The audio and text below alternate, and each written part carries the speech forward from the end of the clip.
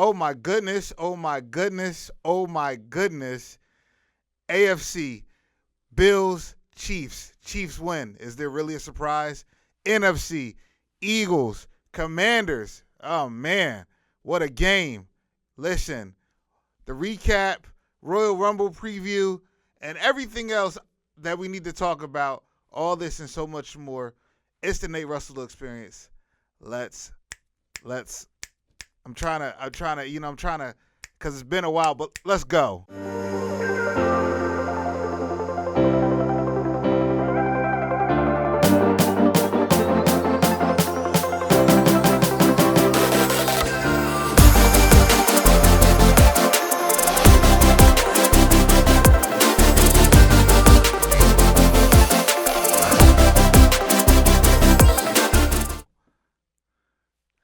All right, welcome to the Nate Russell Experience. I am your host, the one and only Nathaniel Anthony Russell. Yes, that is my government.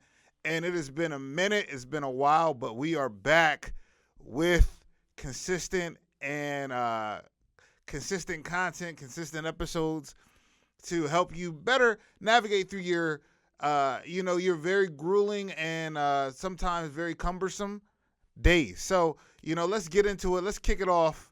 I've missed you almost as much as you've missed me. So it's just good to be back. But let's get into it. All right.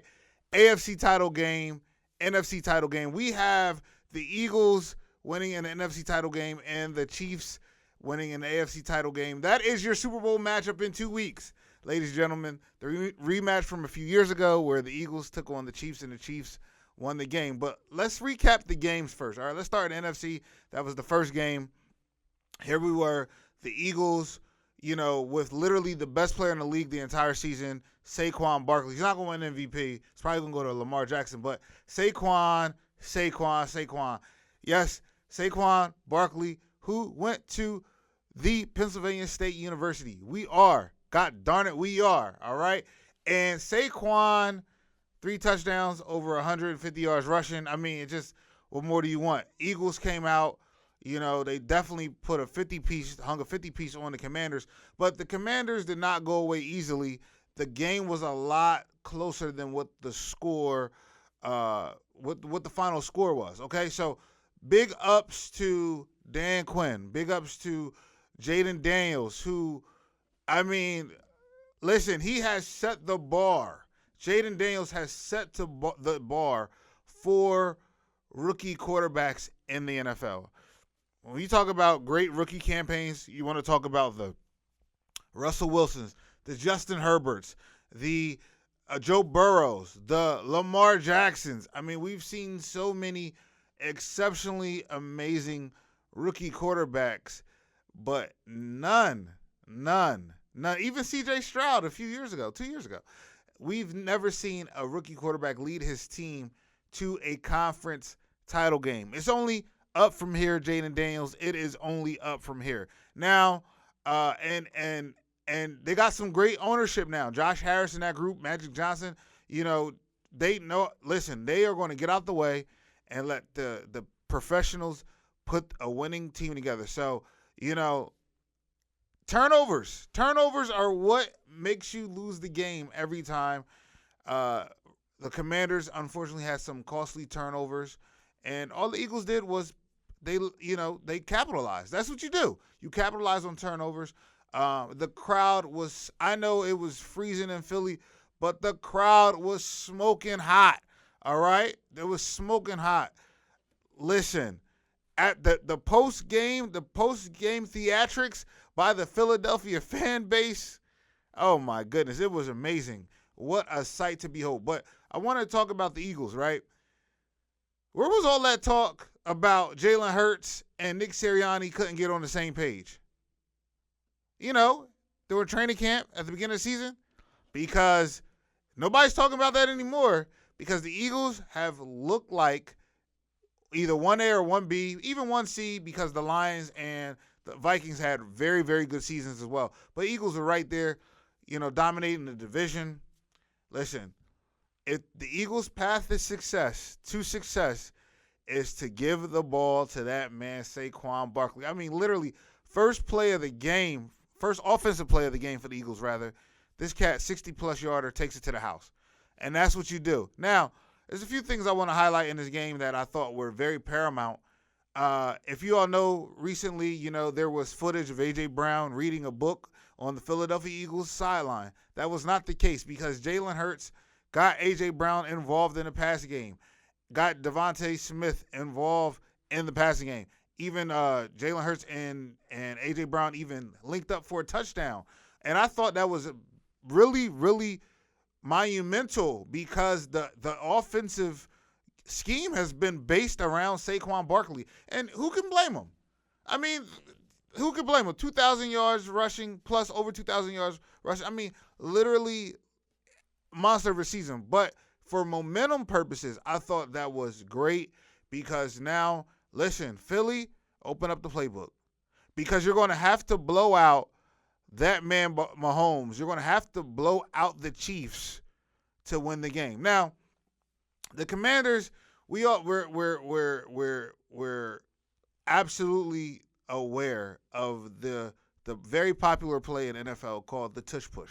Okay, well in Philly they like to call it the brotherly shove. All right, so this play, it's a quarterback keeper, and literally it's a game of inches, and it's just the quarterback is trying to advance the ball a yard or two the most, but it works a lot of the time. So what the Commanders did that I thought was very interesting, they kept jumping the snap count. And they kept jumping the snap count on purpose because it's such a difficult play to stop. And they did it. I think they jumped the snap count excessively about 3 times.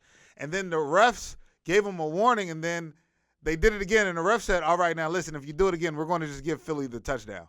I've never seen or heard anything like that, but, apparently the referee has the power to do whatever they want if they are annoyed with the same thing. So, but shout out to the Commanders' defensive staff for the creativity and trying to jump the count because that's literally the only way to stop it. It's a very effective, and when you have, a quarterback who's squatting 600 pounds, it's very difficult to stop that play. The brotherly shove. Okay, so Eagles, like I said, are coming out of NFC. Here we are, AFC title game, Bills and Chiefs, and this was no one was going to be upset by whether it was the Ravens and the Chiefs or the Bills and the Chiefs, because the game lived up to the hype. However, the Bills come up short again. Josh Allen, I think he is 4-1 against Mahomes in the regular season, but in the postseason, he's 0-4. Crazy statistic because essentially what it says is Josh Allen doesn't get it done when it counts the most. But that's really inaccurate because he has yet to not show up. Josh Allen is not the reason why the Bills have lost to the Kansas City Chiefs. Jarrell, I know it's been a minute, but I promise you I feel my help when you see this, and you'll understand in a second. So the Chiefs, there was a lot of talk on social media about are the Chiefs receiving advantages, special calls from the Bills, and I'm going to say this: there were about 3 or 4 calls that were, man, that wasn't the right call, and I haven't heard any grades about the referees from the past 2 NFL AFC and NFC title games, but they got that Xavier Worthy. That wasn't a catch. That wasn't a catch. Josh Allen got a first down. There were a few things that I'm just like, I don't know, ref. Now, the NFL is all about telling stories, okay? And, I think that the NFL, and this is going to probably be on a 30 for 30, depending on how the NFL Super Bowl ends. But let me tell you something. There's a lot on the line here, okay? There's a lot on the line here with the Chiefs. They have the potential. And let me just say this before I get into that. Bills, great season, okay? Great season, but you're going to have to get over the hump. You can't keep getting to these AFC title games and coming and losing, all right? So, Bills Mafia, hang in with your team. I don't think there needs to be a coaching change. I just think they need to blow the Chiefs out or have the Bengals make the playoffs and get rid of the Chiefs for you. See what I did there? Anyway, there's a story. There are a few stories to be told if the Chiefs win the Super Bowl. First story is obviously they'll be the first team to win 3 Super Bowls in a row. Even the Patriots never did that. The Greatest Show on Turf never did that. The Seahawks, I'm just thinking of the Bears, a lot of good teams. The Niners never, they will be the first team. Broncos won 2 in a row with John Elway. Patriots have gone back to back, but there's never been a team to put 3 Super Bowls together. So, and if you're talking about, the NFL Mount Rushmore of coaches, Andy Reid's already up there, but potentially, you do a three-peat, you can make an argument that he's better than Belichick because that would be number 4. Very small. Who has 4 rings? I mean, it's a very short list of coaches who have 4 rings, okay? Belichick, Bill Walsh. I mean, it's how many? Okay, my point is this. So 3 Super Bowls, boom. That's a potential. Another potential is this is now, and I mean, it was coming into this season, but Patrick Mahomes, you're going to literally, I mean, he's already in the GOAT debate, but you're literally going to be like, okay, the only thing he's missing is the league MVPs, but four Super Bowls, I mean, he's going to be in it. He's going to be in the GOAT debate. All right, so then because then he'll be tied with Montana and with Tom Brady. Tom Brady has 7, but it's very realistic to get to 7 or 8 or 9 the way he's playing. All right, so then you have, that's a great story as well. Then, of course, you have America's most annoying relationship with Taylor Swift and Travis Kelce. This would be back-to-back, their romance playing out on national television every week. I mean, I'm ready. I'm ready to pause. But that was crazy just now. But that was like the throw up sign. You know what I'm saying? Like, cause it makes me want to barf. You know what I mean? Like, no one cares. No NFL fan, no football fan cares about that relationship. And it's like it keeps being forced on us, and it's really annoying. But I will say it would have been dope if she actually performed at the Super Bowl and they won it. That would have been fire. I got ideas, but whatever. Okay, that would be a great story as well. Then, again, Andy Reid talking, making a play. But let me tell you, all my followers, all my listeners, the people who support the Nate Russell experience, let me tell you what the most important story would be if the Chiefs win the Super Bowl. Are you ready for this? Kareem Hunt's story of redemption. Oh, yeah. That's the story if the Kansas City Chiefs win the Super Bowl. You all remember Kareem Hunt? Stellar running back for the Kansas City Chiefs. Stellar, was in line to get a big deal from the Chiefs. Right? It was Tyreek Hill, Kareem Hunt, and Patrick Mahomes, and the Chiefs were unstoppable. And then there's footage that comes out of some domestic violence or some footage of Kareem Hunt not looking in a favorable position of assaulting a young lady. Men don't hit women. We do not condone violence. Men do not hit women. And we all know the social climate stemming from Ray Rice. If it's caught on video, it's over, right? So Kareem Hunt, he's released by the Chiefs. And where does he go? He goes to football purgatory. He goes to Cleveland. And he wastes his best years in Cleveland because Cleveland can't get their thumb out of their behind, okay? There's a terrible organization. But at some point in time, Kareem Hunt quietly was signed back to the Kansas City Chiefs. Quietly. And I don't know when it happened. Did it happen this season? Of course it happened. And I'm going to tell you something. Kareem Hunt should have been on every single team. If that video had not come out, he would have been on every team that had won the Super Bowl. If you notice, Kansas City has not had a quality running. They drafted Clyde Edwards-Helaire from LSU. Stellar back in college, but no, right? Isaiah Pacheco. Kareem Hunt was always that guy. It was Kareem Hunt and Alvin Kamara. You know what I'm talking about. They were neck and neck. And it's unfortunate, but that will be the story of the Super Bowl if he is able to redeem his career.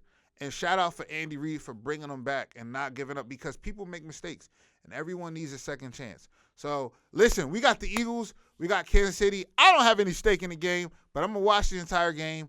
You know what I mean? It's going to be a brawl. I think it's going to be a shootout. And you know what? If the Chiefs win, DeAndre Hopkins is going to get a ring as well. Or if the Eagles do it, Saquon will cap off. He's not going to get the MVP, but it would have been dope if he was able to get the MVP. But whatever. My point is, this is going to be an exciting Super Bowl. I mean, New Orleans is about to be bananas over the next few weeks. And looking forward to it. All right, so that was the opening segment. Let's transition to here we are. Now, we're sticking with the NFL, and there were a few coaches who were hired. Liam Cohen, he was hired as Jacksonville Jaguars head coach after the Jaguars gave Doug Peterson a boot. Mike Vrabel goes home to New England after Gerard Mayo only got 1 year. Crazy work with the 1 years.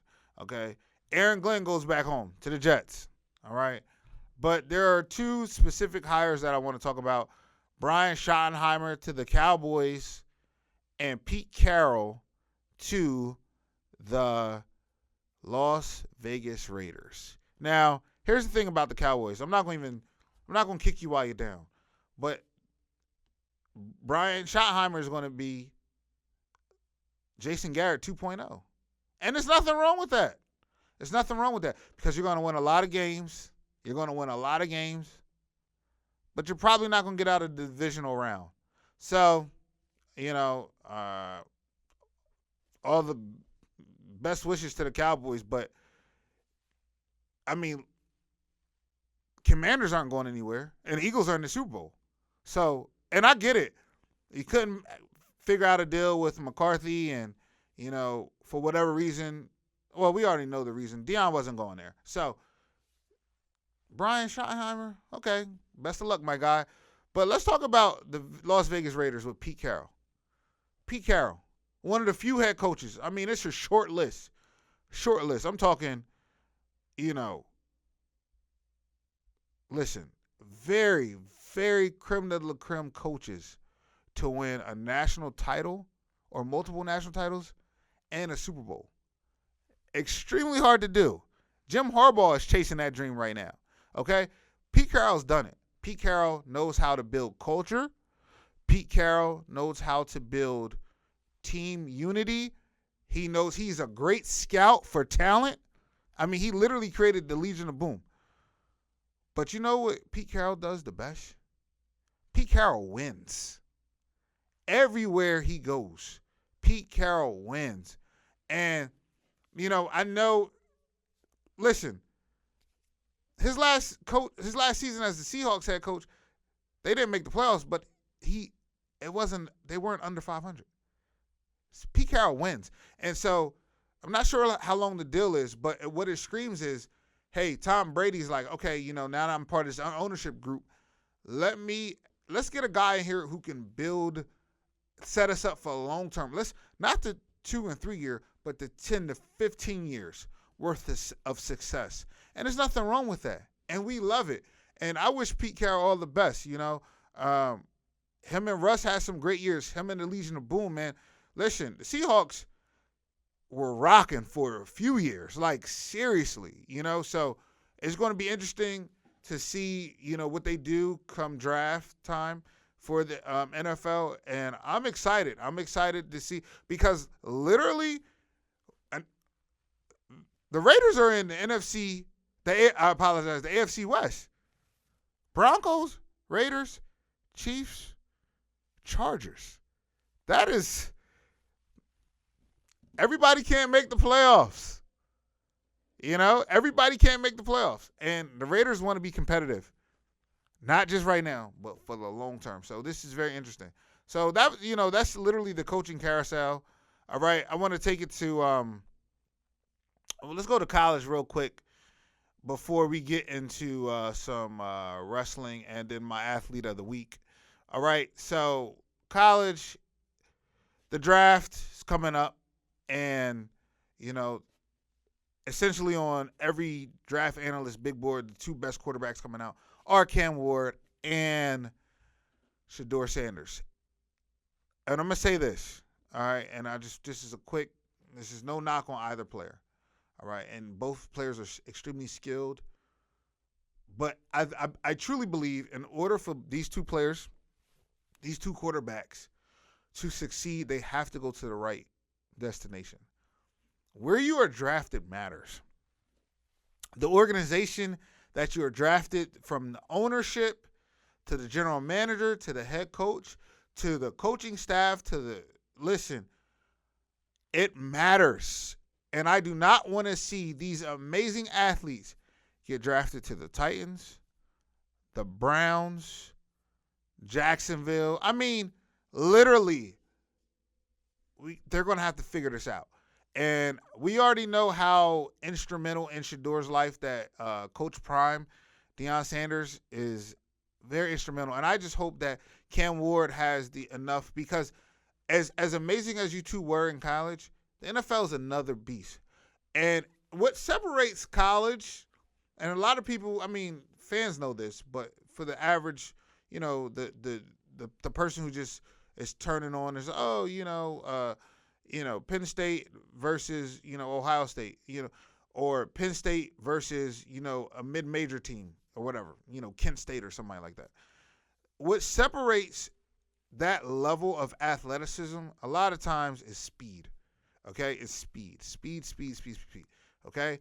And then the type of coaching and weight training and meals a lot of that is in a program. It matters. When you get to the NFL, everyone's fast. Everyone is fast in the NFL. Everyone is strong in the NFL, right? So if you have those two variables, then so you have to be smarter than people. You got to be smarter. I remember the story of Peyton Manning talking about how when he was drafted by the Colts and he was so terrible his rookie season because the windows were so much smaller in the pros. The throwing lanes and Peyton couldn't adjust. It took him a minute to adjust, but he figured it out. And Peyton's in that GOAT conversation as well. Only player in league history, 5 NFL MVPs, by the way. He's the GOAT. All right. So my point is, where you go, coaching matters, and I want Shedeur to absolutely succeed. I want Cam Ward to absolutely succeed. So if y'all stumble upon this video, man, just remember. People are trying to make money off of you, and they just want you in the league. But the best version of yourself is going to be somewhere where you can identify and latch on to everything that organization, that franchise wants to do and wants to build around you. You know what I mean? Look what's going on with Bryce Young. It's difficult. Look what happened with Trevor Lawrence. It's not easy. And again, Jaden Daniels he's reset the bar for what rookie quarterbacks can do in their first year. So it's just really, really interesting.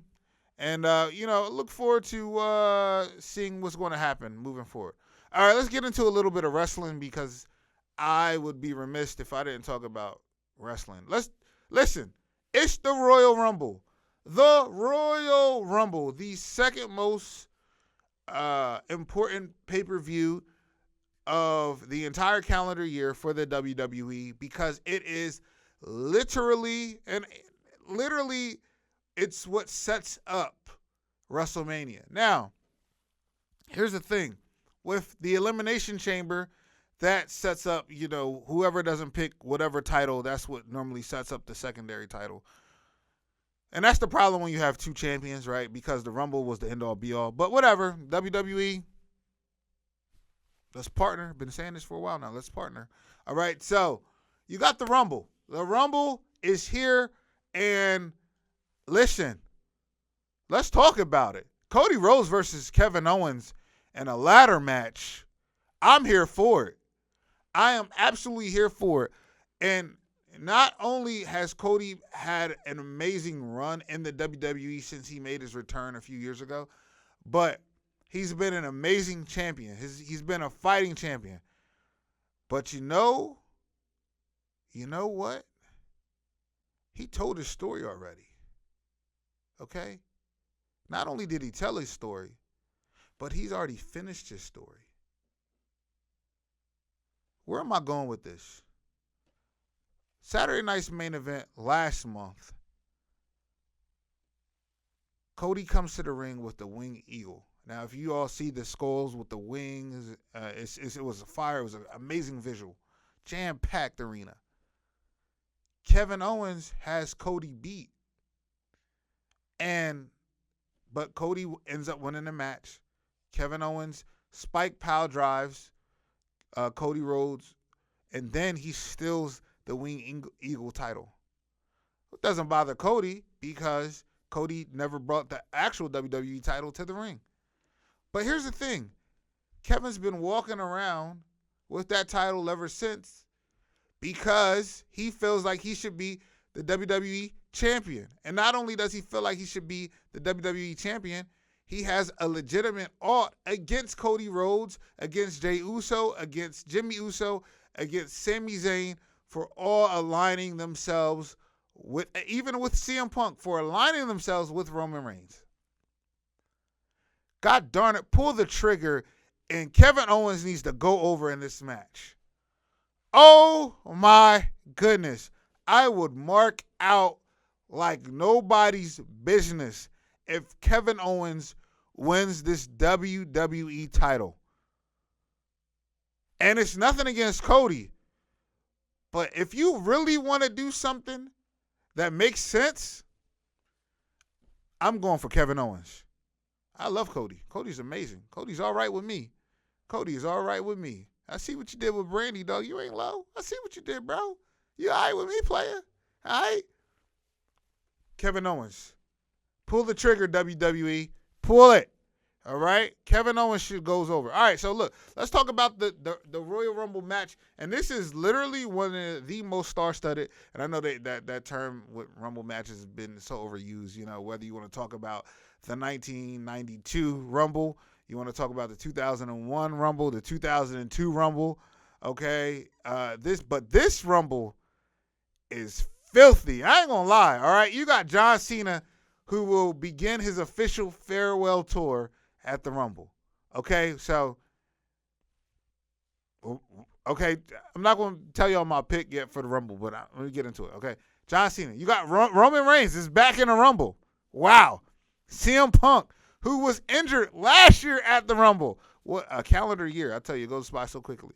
Seth Rollins, okay? Drew McIntyre, who's won a Rumble.